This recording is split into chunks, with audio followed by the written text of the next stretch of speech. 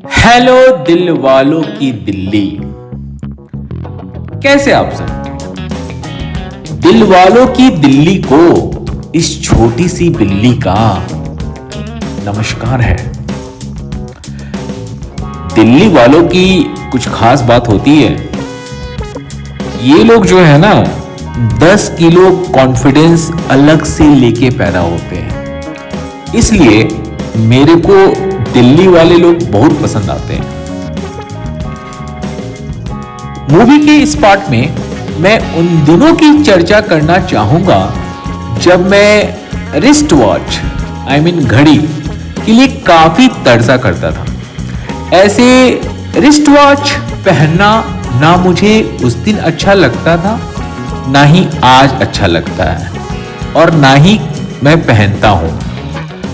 But एक black colour का अच्छा सा है जो कि वार्डरोब के अंदर ही रहता है। क्या है कि मैं उन दिनों थोड़ा इन्फ्लुएंस हो गया था अपने स्कूलमेट से। सब घड़ी पहन के आते थे उधर। ये नया फैशन मैं पटना के स्कूल में ही देखा था। बेतिया में तो ऐसा कुछ सिस्टम नहीं हुआ करता था। तो शुरू करें? तो चलिए शुरू करते हैं। ये कहानी 10th क्लास की बिगनिंग की है। ऐसे मुझे अपनी 9th क्लास और 10th क्लास की जो दुनिया थी ना, बहुत पसंद थी, और इवन आज भी है। इसके दो वजह हैं। एक की कोई बंदी का चक्कर नहीं था उधर, और दूसरा मैं केवल दो चीजों पे ही फोकस कर रहा था, एक क्रिकेट और दूसरा स्टडी। यही दो दुनिया थी मेरी, और इसी वजह से मुझे काफी लोगों से प्यार मिला था। इसलिए मैं अपनी 9th क्लास और 10th क्लास की जर्नी को कभी भूल नहीं पाता हूं। हालांकि एक बंदी थी सेक्शन बी में, सोनल नाम की, उसमें अनामिका का झलक आता था, बट काफी रिच घर से थी वो, और हम तो आप जान ही गए होगे अभी तक। तो अजीब टाइप का गरीब लोग थे हम लोग। छोड़िए इन सब बातों को, चलिए कहानी पे आ जाते हैं। क्या है कि उन दिनों स्कूल में सब घड़ी पहन के आते थे और आके एक दूसरे से कंपैरिजन भी करते थे। जो अच्छे घर से नहीं थे, इवन वो भी अच्छा वाला घड़ी पहन के आते थे।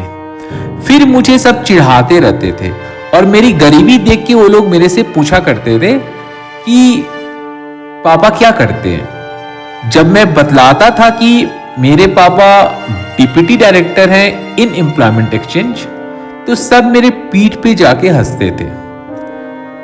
वो लोग मुझे ऐसा फील करा देते थे कि मानो मैं झूठ बोल रहा हूं, जो कि मेरी आदत कभी रही नहीं है और ना ही आज है।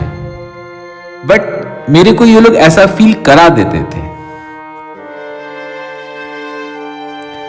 जब मुझे बहुत ज्यादा टॉर्चर फील हुआ, तब मैं पापा से इस बार रिस्ट वॉच के लिए जिद करने लगा, जो कि मेरा पर्सनल चॉइस कभी नहीं था।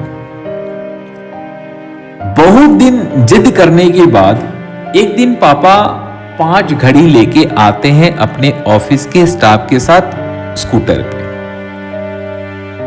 और 5 इसलिए था क्योंकि बड़ी वाली दीदी की शादी हो चुकी थी। मैं बहुत खुश हो गया कि घड़ी आ गया, घड़ी आ गया, ऐसे करके मैं बहुत खुश हो गया।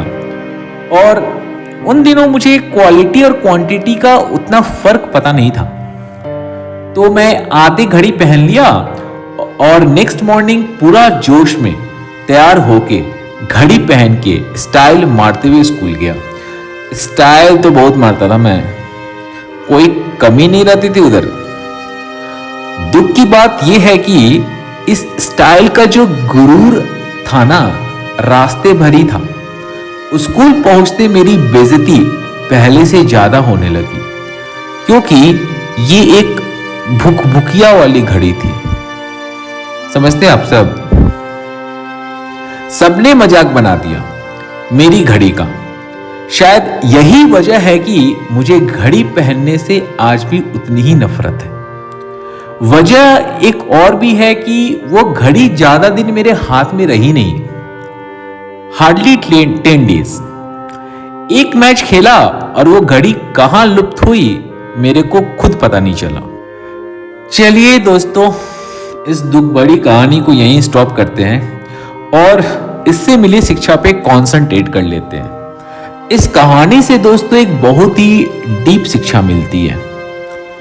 हम लोग अपने एनवायरनमेंट से बहुत जल्दी इन्फ्लुएंस हो जाते हैं और वो सब चीज कॉपी पेस्ट करने लगते हैं अपनी जिंदगी में, जिसकी आपको समटाइम्स जरूरत भी नहीं होती है। एग्जाम्पल्स मैं देना नहीं चाहता हूं, बहुत सारे हैं मेरे पास। याद रखें ये बात कि अगर आप दूसरे के जैसा करना चाहोगे तो दूसरे के जैसा ही बन के रह जाओगे। आपकी अपनी कोई पहचान या आइडेंटिटी नहीं रह पाएगी या नहीं बन पाएगी।